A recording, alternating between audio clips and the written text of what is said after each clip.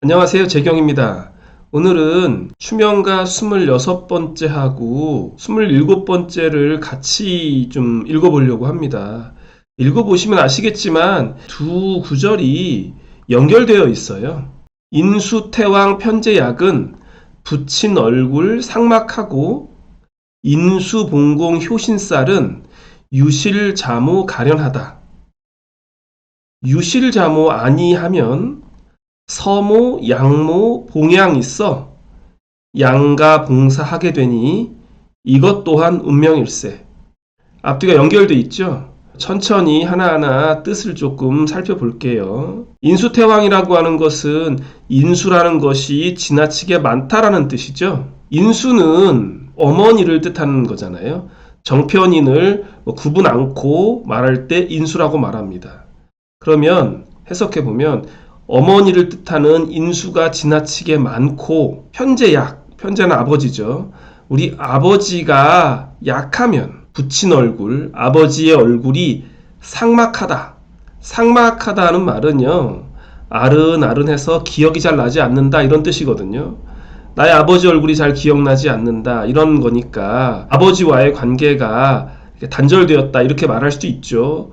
물론 실제적인 상황은 여러 가지를 생각해 볼 수 있습니다. 가령 아버지가 일찍 돌아가셨다 이렇게도 말할 수 있고, 아버지가 너무 바쁘셔서 얼굴 보기 힘들다 이렇게도 말할 수 있죠. 너무 바빠서 얼굴 잘 못 본다 이런 말은 아버지 사업이 잘 된다 이런 뜻은 아니고요.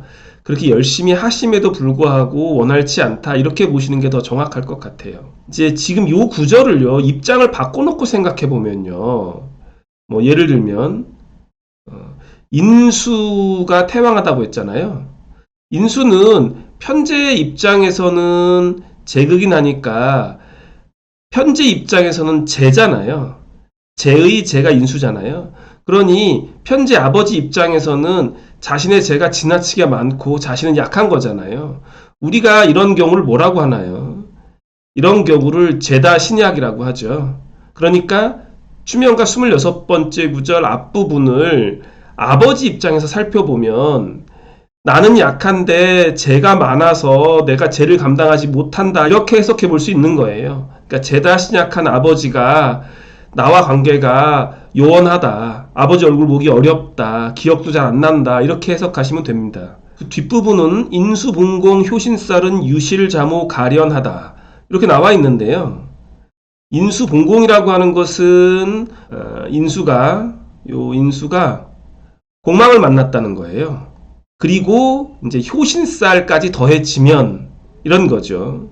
효신살에 대해서는 조금 있다가 천천히 안내해 드리겠습니다. 유실자모라는 것은 어려서 자애로운 어머니를 잃었다라는 뜻이잖아요. 그러니까 참 불쌍하다, 가련하다 이런 말이죠. 그런데 실제로 유실자모가 안 되면 어떻게 되느냐? 서모, 양모, 봉양 있어 양가 봉사하게 되니 이것 또한 운명일세. 그러니까 어머니를 일찍 여의지 않는다면 양어머니를 봉양하니까 원래 어머니 그리고 양어머니 이 두 집안에 내가 제사를 지내야 되니까 이것 또한 운명 아니냐 이런 얘기죠. 자, 그러면 이제 우리가 살펴봐야 될 건 인수봉공이 뭐고 효신살은 도대체 뭐냐 이런 부분이겠죠. 자, 이제 인수봉공과 효신살의 의미를 살펴보기 전에 전제가 돼야 될 건요, 위에 이 구절이 인수봉공 효신살이 겹쳐졌을 때 유실자모 한다는 얘기예요. 하나만 냈다고 그렇게 읽기는 어렵다는 겁니다. 먼저 인수봉공부터 볼게요. 인수봉공이라고 하는 건 인수가 공망에 떨어졌다는 거잖아요. 공망이라고 하는 거는 일주 기준으로 원칙적으로는 지지에 공망되는 글자가 있고 그 글자가 인수일 때 이게 이제 인수공망이에요. 예를 들면 갑자일주다. 그러면 갑자일주는 술해가 공망이죠. 근데 이 중에 해가 인수잖아요. 그러면 이 인수를 뜻하는 해가 그 지지 중에 하나 있을 때 이거를 이제 인수공망되었다라는 거죠. 그리고 조금 더 발전시켜보면 만약에 경신일주다. 그러면 자축이 공망이잖아요. 자축 공망인데 자축 중에 축이 정인이고 이 글자가 그 사주, 지지 4개 중에 하나로 들어왔다. 그러면 공망된 글자가 사주에 들어온 거니까 그때 공망되었다 라고 봅니다. 그러니까 경신일주 자체에 공망이 자축은 맞지만 실제 그게 작용이 제대로 되려면 사주 8글자 중에 들어와 있어야 된다는 거죠. 오행공망 배웠잖아요. 오행공망을 보면 만약에 자축은 수잖아요. 그러니까 수가 공망인데 이게 천간에 하나 떴다. 그러면 그 공망이 이제 뜬 거예요. 공망에 해당되는 거예요. 그래서 단지 어떤 일주가 공망이 무엇이다 그 자체만으로 해당되는 건 아닙니다. 요 말씀을 좀 드리고 싶고요. 그 다음에 효신살이라고 하는 것은 일지에 인수를 둔 일주를 효신살이 들었다라고 해요. 그래서 효신살에 해당하는 게 뭐 이제 제가 좀 뽑아놨는데 갑자, 을해, 병인, 정묘, 무오, 기사, 경진, 경술, 신미, 신축, 임신, 계유 12개의 일주잖아요. 그런데 이제 공통점을 분석해 보면 갑의 인수는 갑은 목이니까 수가 인수잖아요. 갑자, 자가 수잖아요. 그래서 갑자 일주는 일지에 인수가 들었으니까 효신에 해당하고요. 그리고 병인 일주 같은 경우에도 화, 목이니까 지지에 인수를 둔 케이스죠. 이런 거는 이제 다 일일이 다 암기하기 힘드시다면 지금 말씀드린 것처럼 일지에 인수를 둔 그런 게 효신살이다라는 걸 기억하시면 돼요.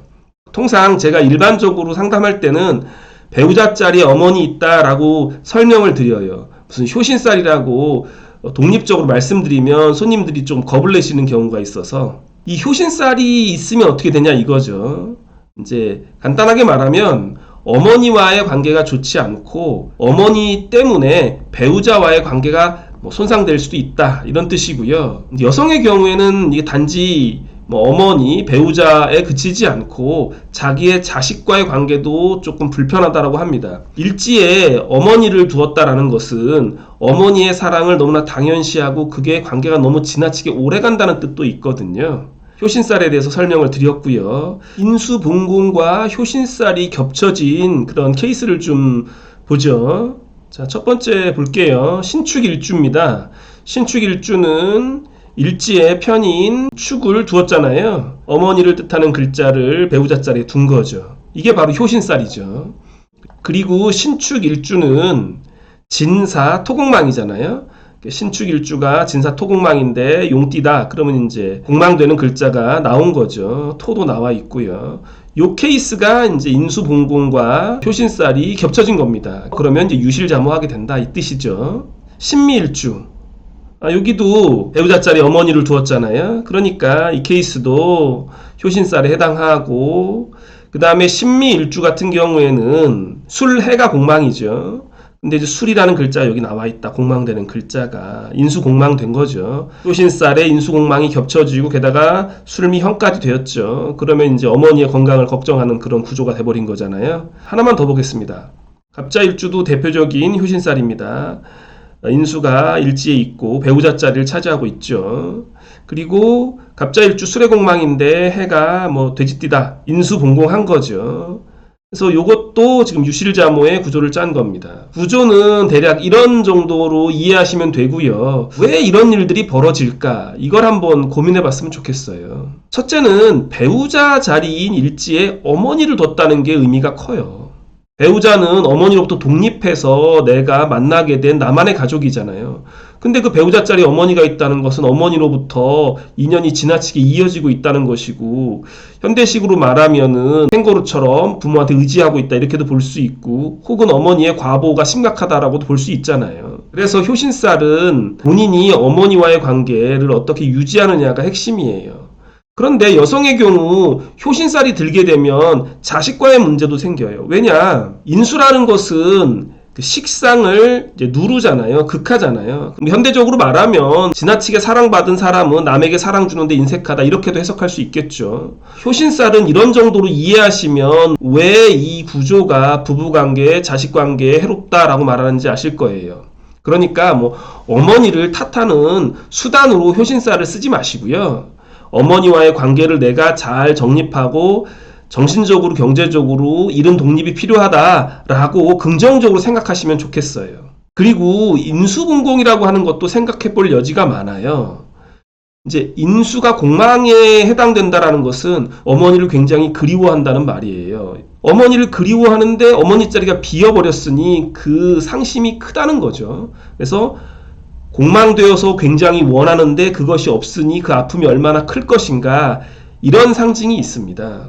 그래서 이 유실자모와 관련된 이 내용을 과거에는 주로 어떤 육친적인 아픔 때문에 이런 일이 벌어진다라고 했지만, 현대적으로는 뭔가 부모로부터 제대로 독립해야 된다. 그러기 위해서 우리가 무엇을 노력해야 될지, 부모에 대한 의존심이 내가 만든 가족에게 어떤 악영향을 끼칠 수도 있다는 자각, 이것이 필요하지 않을까 생각돼요. 다시 한번 읽으면서 마무리하겠습니다. 인수태왕 편제약은 붙인 얼굴 상막하고 인수봉공 효신쌀은 유실자모 가련하다. 유실자모 아니하면 서모 양모 봉양 있어 양가 봉사하게 되니 이것 또한 운명일세. 어머니가 지나치게 태왕하고 아버지를 뜻하는 글자가 약하면 아버지 얼굴 보기 어렵고, 어머니를 뜻하는 글자가 공망에 빠진 상태에서 효신쌀까지 보게 되면은 일찍 어머니를 잃고 가련한 신세에 빠진다. 그런데 만약 유실자모가 안 된다면 내 친어머니와 양어머니 두 집안에 제사를 지내야 하니 이것 또한 운명이 아니냐, 이런 내용이었습니다. 다음에 뵙겠습니다. 감사합니다.